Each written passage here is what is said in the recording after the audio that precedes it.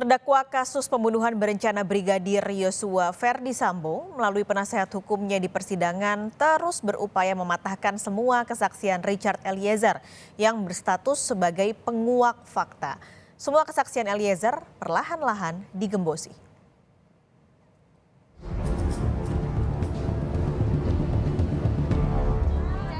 Ferdy Sambo bak dijerat jaring. Eliezer menguliti Sambo dengan semua kesaksiannya. Mulai dari mematahkan skenario tembak-menembak di balik pembunuhan Yosua, mengungkap adanya perintah menembak Yosua di lantai 3 rumah pribadi Sambo. Eliezer juga mengungkap adanya keterlibatan Putri Chandrawati dalam skenario mengaburkan fakta pembunuhan Yosua, serta mengungkap Sambo yang ikut menembak Yosua setelah Yosua tersungkur. Namun saat tim penasihat hukum Ferdy Sambo mendapatkan kesempatan untuk menghadirkan ahli yang menguntungkan kliennya, dua ahli pidana yang dihadirkan sama-sama kompak meragukan status Richard Eliezer sebagai justice collaborator. Menurut ahli yang dihadirkan kubu Sambo, status justice collaborator Eliezer tidak layak karena banyak keterangan Eliezer yang bohong dan tidak konsisten. Justice collaborator ini, dia bisa ditetapkan ketika dia membongkar kasus itu.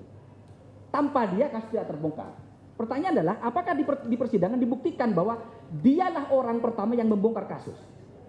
Dibuktikan itu. Harus valid, harus berkesesuaian.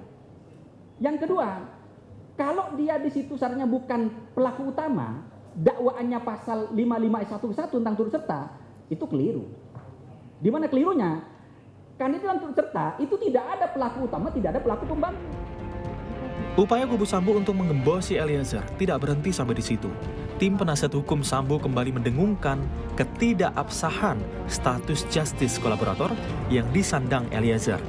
Penasihat hukum Sambo mengklaim ada bukti yang menunjukkan bahwa kasus ini terungkap bukan karena Eliezer, melainkan oleh Ferdy Sambo sendiri. Di tanggal 8 itu pula Pak Ferdy Sambo di BAP selaku saksi dan ditetapkan sebagai tersangka. Jadi bukti yang kami sampaikan itu jelas membuktikan bahwa yang mengungkap sebenarnya dalam hal ini adalah bukan Richard Eliezer. Ya, itu buktinya kami sampaikan. Yang mengungkap adalah Pak Ferdy Sambo sendiri dengan mengakui semua apa yang telah terjadi. Sementara itu, Lembaga Perlindungan Saksi dan Korban LPSK menyatakan tetap membela posisi Richard Eliezer sebagai justice collaborator. LPSK menyebut upaya Sambo menyudutkan Eliezer sebagai penguak fakta adalah bagian dari cara Sambo mempengaruhi sidang untuk mengabaikan keterangan Eliezer. LPSK sejauh ini melihat peran Eliezer sangat besar dalam membongkar semua skenario Sambo. Peran atau kontribusi Baradae dalam mengungkap perkara ini maupun skenario yang dikembangkan oleh FS itu sangat besar.